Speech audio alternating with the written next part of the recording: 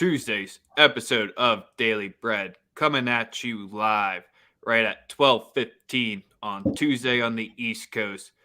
As you always know, the show is powered by the Wise Guys Diamond Club. Make sure to be checking out that app rolling at the bottom below for all your extra needs on top of what you watch daily on the bread. As usual, me and Sosa here, we're going to be covering the NBA and college hoop slate. We made it through a Monday. That's the best way to put it that way, where it wasn't the best of slates. We're blessed with a little bit of a bigger one today, thankfully. But Sosa, how you doing on this Tuesday? I'm doing great, man. Last night was a good night. Didn't overextend it. Didn't do a bunch of dumb shit, making a bunch of extra bets that I didn't have to. We were on the money yesterday. A good day. Couple of weird breaks, but we called that. We called that Texas Tech game to perfection. Kansas cover first. Texas Tech covered for the game. Your boy. I'm drawing a blank. Evan Mobley getting us a double-double. He had like 7 boards in the fourth quarter. He went crazy in the second half.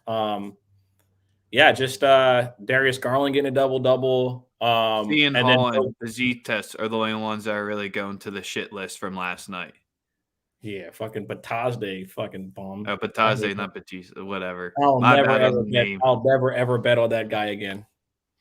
Yeah, that's what you get when you try to get a little not too cute with it, but he had 5 boards early, and he kind of just was like, nah, I'm just going to stop doing completely what I was doing.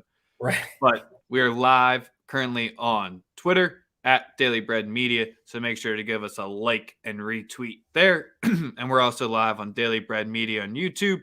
Definitely be giving us a subscribe there so you're entered for the $250 giveaway. We're that much closer to it. So once we get to 1K, the money goes away to all of you. You listen to Wham and like today's show as well. Yes, sir. Like I said, for me, it's just back to another day of the NBA. Got a great slate tonight, lots of games. You want to get into the NBA first, or you want to do college ball? We can do college first just because the NBA, we're blessed with a better slate. And even though we got some nice options out there in college hoops, I still think the NBA takes it here. Okay. What up, Goose? Be seeing him shortly live. I guess we can start it off with the Rutgers versus Maryland game. I'm not sold on the bet either way here yet, just because you have to lay the hook on the 3 if you want to be backing Maryland here in the total, or on Rutgers here.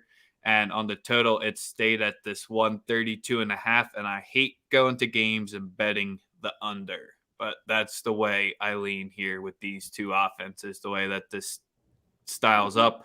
I mean, you get better offenses that have gone in there like Purdue and Iowa and just have completely gone on 6-minute just dead runs in the second half after Pikel has made the adjustment. So that's kind of where with this Maryland team, I have a hard time seeing how this gets anywhere near 140.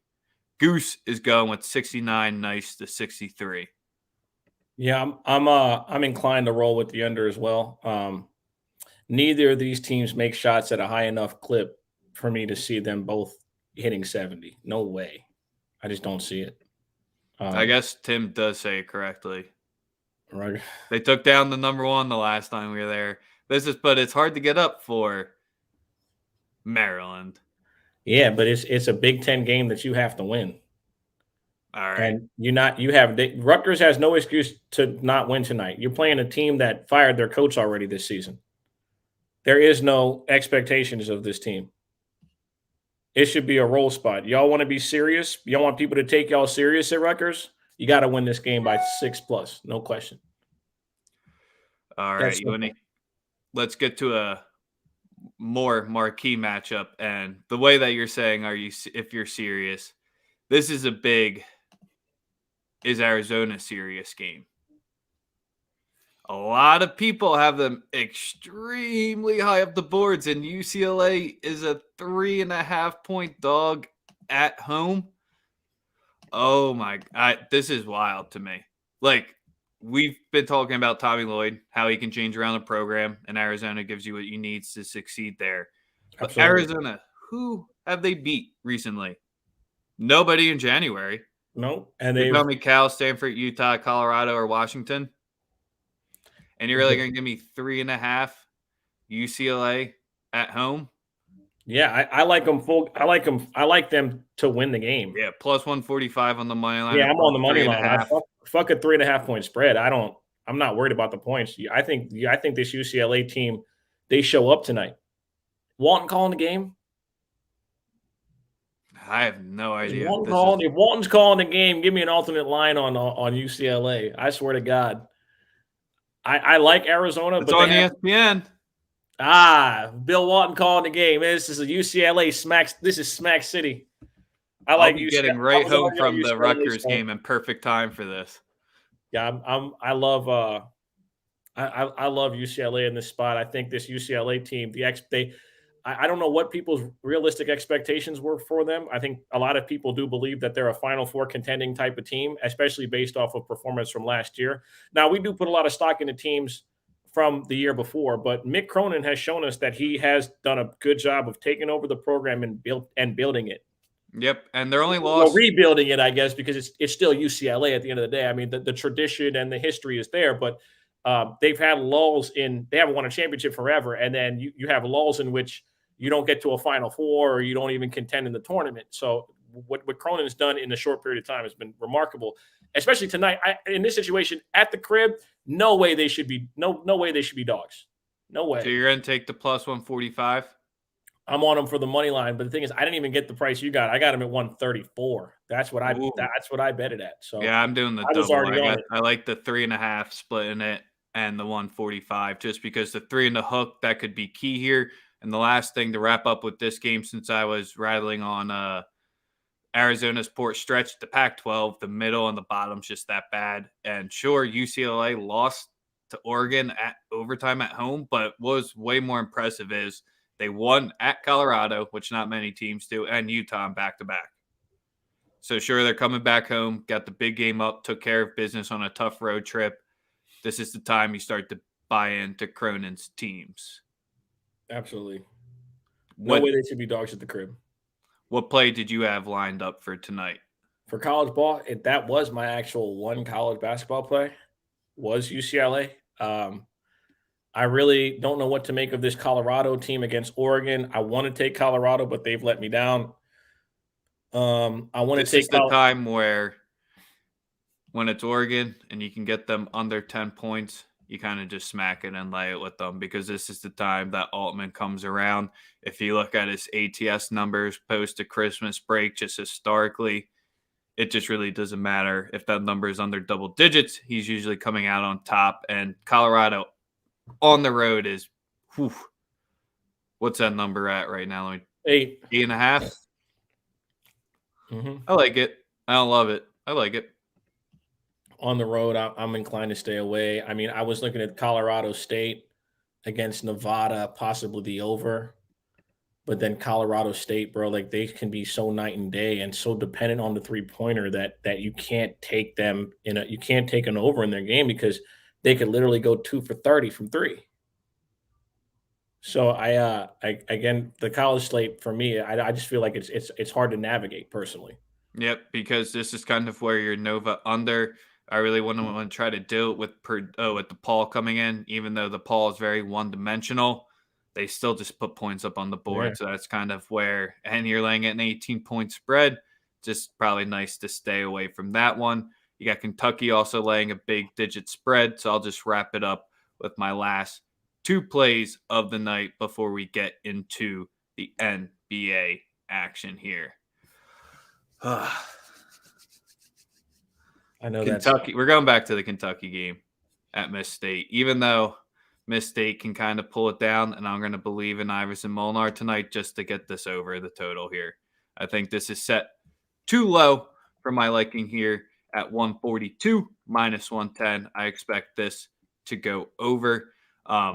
Kentucky is going to get Miss State to play in transition here. Miss State's going to want to try to slow them down. Not going to work. Tashib is going to own the offensive glass. Kentucky can defend the inside from the 2, but I still like what Tolu Smith can potentially give them issues here. I just think we see a back and forth game like we see most Kentucky-Miss State games. I think the last one went into overtime last season, so I expect this over 142 minus 110. I like it. I like it. Everyone's in the comments talking about Michigan State going into the Illini. Your boy Izzo, 5-point dog. I'm staying away from it. That's a good one for this one. A lot of people are liking Michigan State here. It seems a little too easy. Way too easy in this one. This is a game where these are the games that Michigan State tends to lose over the last 3 years, where they're dogs going into Champlain on on national TV. I believe it's is it an ESPN game? I believe it's an ESPN game.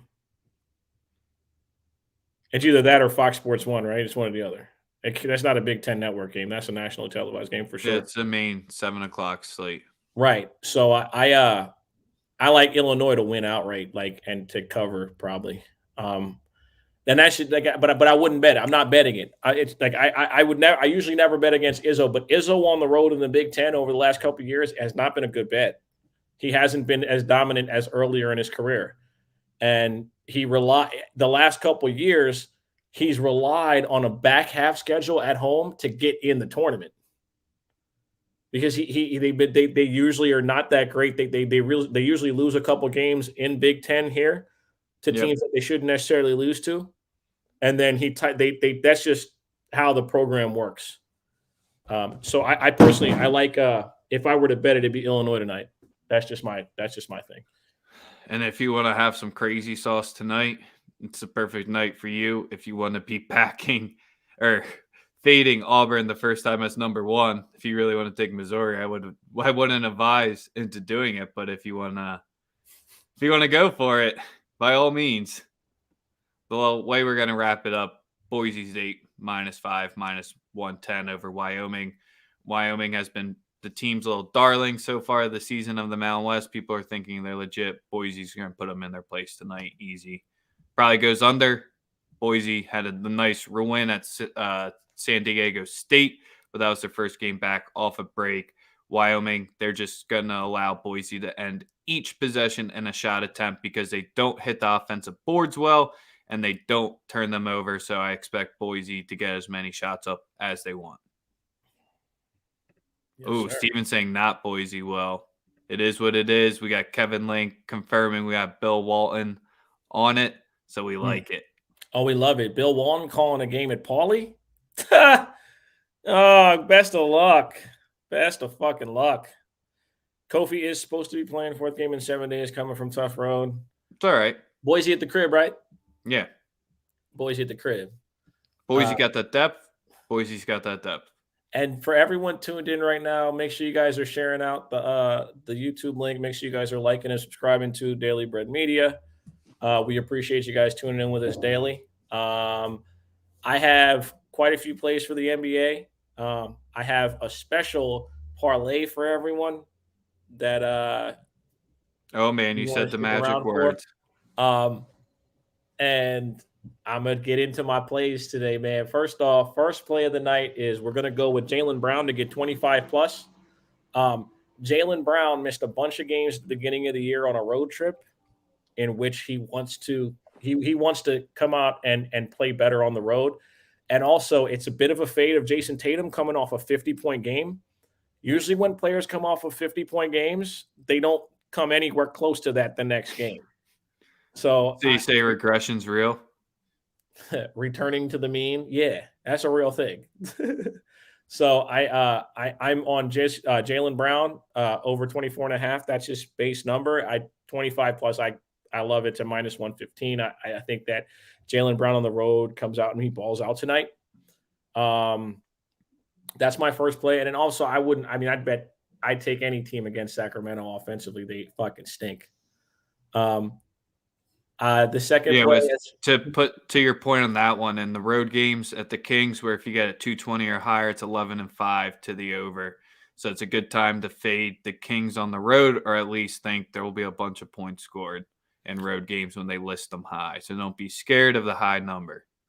I've also been doing a bit of research on first quarter bets. you guys have heard me say before that first quarter bets, first half bets they're thirsty bets. You know what I mean? They're the definition of thirsty bets. So I decided I'd give you guys 3 of them today. So if you're scared, go to church. Quick money. We want our money quick, fast. So this is what I'm going to do with these 3. With Nerfy Sosa showing back up into Nerfy in the NBA. Welcome. In the bet the tip winner, bet the player points over, bet the player rebound and the win. First basket is the new scam on the internet. No, I'm doing the Howie thing. When he bet Garnett to win the tip, to get over his points, to get over his rebounds, and for the Celtics to win. I promise you, the next episode of Daily Bread, what I'm going to do, right, is I'm going to just give out 6 first baskets, right? And I'm just going to tell everybody to round robin them, and we'll never lose. No? It's not – okay. We'll never lose. You always lose your first basket props. So I know. It's like – but you see it on the internet, so people – it sucks people in. It sucks people in. But remember – newsflash, that's a donation. That's a fucking donation. Betting on first basket is like guessing your neighbor's baby's name who's pregnant, who don't fuck with you. Like, you'll never know that kid's name, bro. Right, but it's not a good strategy because 9 out of 10 times it's still a fucking it's playing the lottery. This is not what we're doing. We're not playing the lottery. This is actual sports betting. This isn't the lottery. That's what I'm saying. If you're gambling and you want instant gratification, the books promote it that much. Yeah, it's a scam. If you want instant gratification, right? Listen, if you're gambling, this is my firm advice to you. Listen, if you're betting parlays every night, instead of doing that, here's what you should do: walk into 7-Eleven, okay? Get 200 scratch offs, right? And when you don't win a fucking dollar, say to yourself, this is basically what I would have done with the parlays. At least you got to scratch some shit off, right? Because that's all you're fucking doing. You're just lighting your fucking money on fire. So on to the next play of the night. The two plays that I love in the first quarter are the Minnesota Timberwolves and Portland Trailblazers first quarter over 59.5 points. It's at minus 120 right now. I would get on it because the number will move. It got all the way up to 62 the other night when they were playing against the Nets. That happened easily, no problem. In the second game that I love tonight, it is the Los Angeles Lakers versus the Brooklyn Nets. First quarter over 58.5. Let's name all the reasons why. Neither of these teams play a lick of defense. You say no, neither of these teams play a lick of defense. So there should be 2 teams that we should bet on to have some level of offensive success against each other early, especially when LeBron comes out like a crackhead in the first half of games. We know LeBron in the first half of games, it looks like he's on Adderall. That's why he's fading in the fourth quarter. But to start games, LeBron James, fucking freight train right now. He's trying to get those 30 points nightly. Yep, and this is just game overall. In January so far, the Lakers games are 7-3 to the over. And when Brooklyn comes back home after playing 3 or more road games, 6-1 to the over here. These are all full game numbers, but they clearly have a little bit of sway on that full game. Why?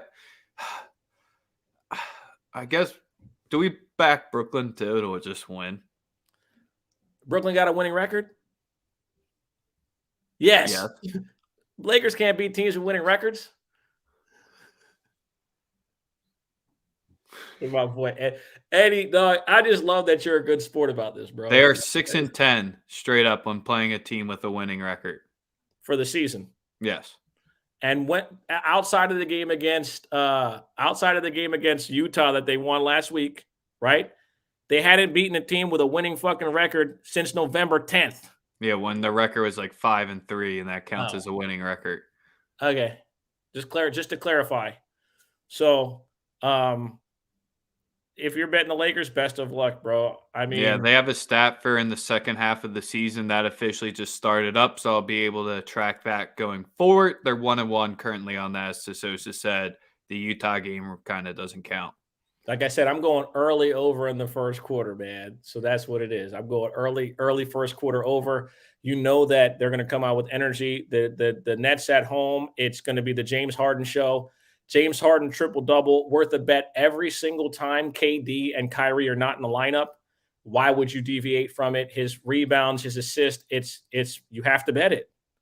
Yep. It's tripled. If he becomes James Harden in a Rockets uniform with those two guys not playing. So I think that's something that you want to look for and you want to definitely lock into. Also, Patty Mills. Patty Mills performs much better at home than he does on the road. It's not even close. Let's get to the Sixers game here. In the Sixer game, obviously, the easy bet would be Joel. I personally believe that this New Orleans team fights. So I think the game will end up being closer than it has to be. Also, that's pretty easy to pick because it's what fucking Doc Rivers does. Unfortunately, Charlie right now Brown for me, Jr. starting for the Sixers too. right St. Joe's alum. this guy. You talking about Charlie? Yeah. Hey, man, good for him. His name's Charlie Brown. Hey, he's getting some dubs for us. But yeah, when the Hornets are on back-to-backs this season, they're 1-6 straight up. But they're competing for the spread 3-4 so far this year. Yes, sir. Sixers have just owned Southwest Division opponents, though. 5-1 ATS. Your meaningless ATS stat of the day. Yeah, I mean, you already know how I feel about this right now. The MVP talk is always fluid. One week they'll say John Morant. By next week they'll be saying Luka Doncic. But that's just the world we live in. I have nothing negative to say about Luka Doncic because he's on a team that's basically just skated by under the radar, and they're playing great basketball. All right, let's talk Warriors.